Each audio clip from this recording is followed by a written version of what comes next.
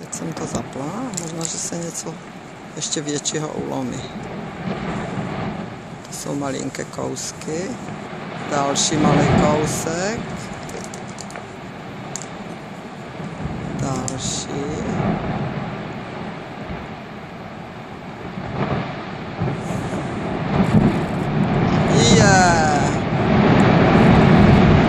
Páni. Už to je pád.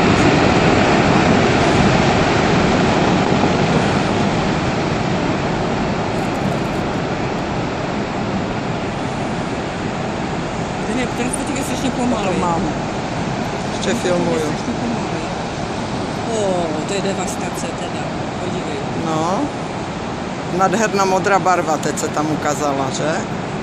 Potom zase zběla na slunku a zase se to ulomí někde jinde.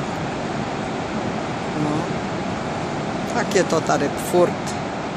Tak vás pozdravuju od ledovce. Je to tu zajímavé, strávila bych tu i 3 hodiny. Ještě tu mám hodinku času. Ahoj. Posílám pozdrav spod úpatí nejvyšší hory Ant Fitzroy, která se nám právě odhaluje v mracích. Sedíme tu s Evou u krásného potůčku.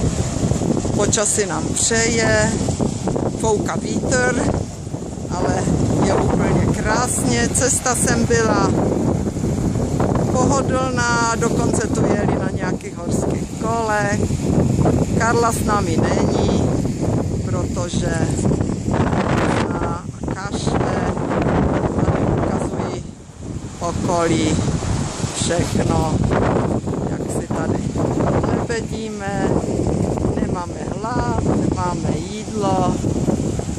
A pozdravuju doma Dorotku, Filipka, Teresku, Lucinku, Peťu, Martu, Ivoše a vůbec Janu a Libora.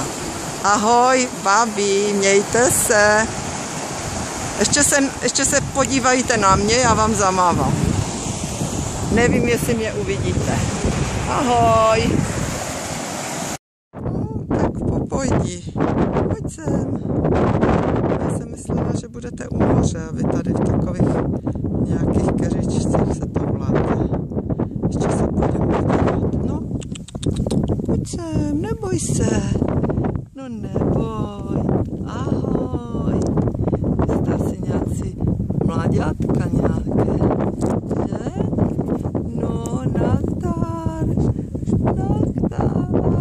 Ahoj. Ahoj, neboj. No.